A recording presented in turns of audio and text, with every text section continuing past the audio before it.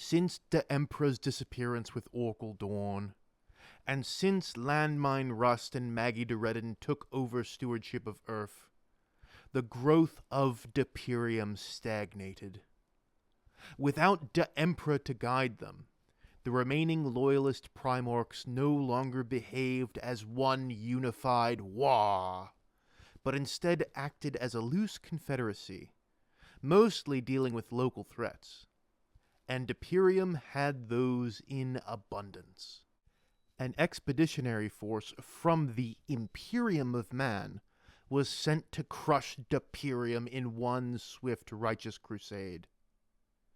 But unfortunately, other more pressing imperial concerns and the death of Inquisitor Culcus, who had been the chief architect of this crusade, drew away critical resources.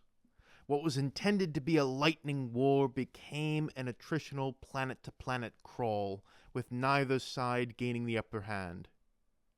Roving bands of Chaos Space Marine and Eldar Corsairs struck at vulnerable targets. Fortunately, orcs were not ones to be terrorized or cowed by these lightning strikes. But it did make their odd mantra, "The Emperor Protects," quite a bit harder to follow, as security for human citizens of Perium decreased, and shortages created by the war plagued the population.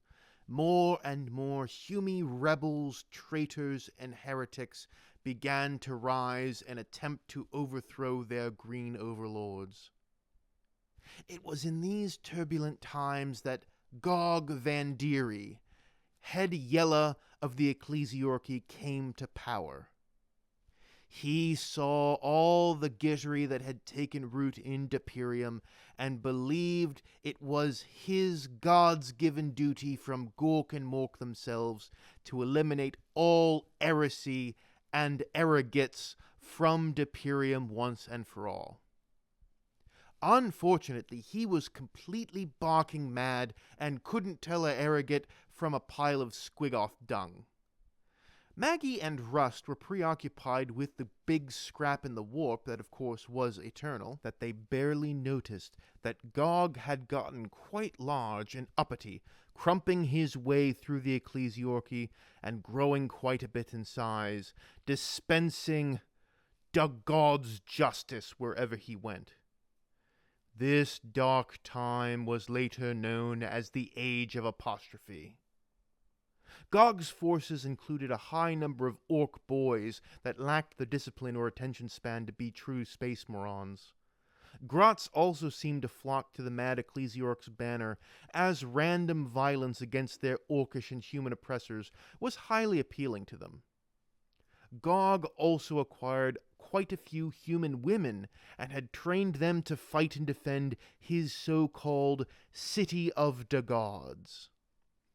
Someone, unfortunately, had made the mistake of explaining that Humies had both boys and girls.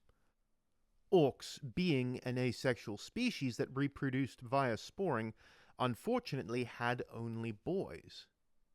The Ecclesiarch's scrambled brain decided that just as the orcs must honor both Gork and Mork, so there must be both boys and girls. As boys were decidedly Gorky, so girls must be Morky.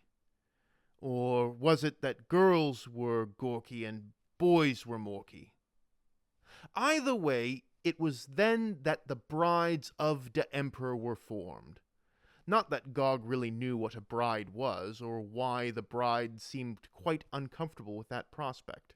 At this point, it was clear that Gog was becoming more and more of a mad git with each passing day, until Perium finally decided it was time for Gog to go. Eventually, the forces of Earth converged on Gog's so-called City of the Gods, which was a massive city of cathedrals, each one constructed larger than the last, in the hopes that one of them would be big enough for Gork or Mork to fit inside and actually come down to visit. These massive structures bogged down the forces of the Space Morons and the Astra Miligratum. in the end, it took someone from within Gog Vandiri's inner circle to bring his gittery to an end. And some say the words of the Emperor himself were involved. One of de Emperor's crumpstodies pleaded with one Alice Domino, leader of de brides of de Emperor. He said that Gog had gone against the will of de Emperor. When Alice hesitated, it was said that the voice of de Emperor himself rang out in that room. Listen, kill that Zogan git. He's a Zogan yeller. We don't need another orc girl running around. Also, I have no idea where I am right now. Hello? Inspired by the voice of de Emperor himself, Alice Domino confronted the mad boy, and when he was told that he was about to be snicked, Gog reportedly replied that he didn't have time to die, and he held up a broken clock. Alice brought his reign to an end with her custom power claw, slicing his head clean off. Thus ended the Age of Apostrophe. Once the business was concluded, everyone agreed that the Brides of the Emperor was a really weird name. But everyone also agreed that it was pretty proper how Alice Domino crumped the Gittish boss. Thus it was decided that these girls should stick around and protect the god buildings and snick any yellow bosses that got weird and uppity. Thus, the Squigsters of Battle were formed. No man do they call me, my mother and my father, and all my comrades as well. Thank you all for listening to another day in Perium. If you enjoyed what you heard, please leave a comment and a like so that one day you too can strike down a great big git that deserves it. If you haven't yet subscribed, please do so in order to hear more tales from Perium of orc kind. If you would like to support me, links to my PayPal, my Patreon, and my Teespring are down below. If you would like to contact me for a collab, or maybe you want to commission some voice work, or any other things like that, my business email is also linked below. And finally, if you have absolutely no idea what is going on, you can check out the Emperor playlist and listen to the story of Perium from the beginning. That link should be appearing on screen right now.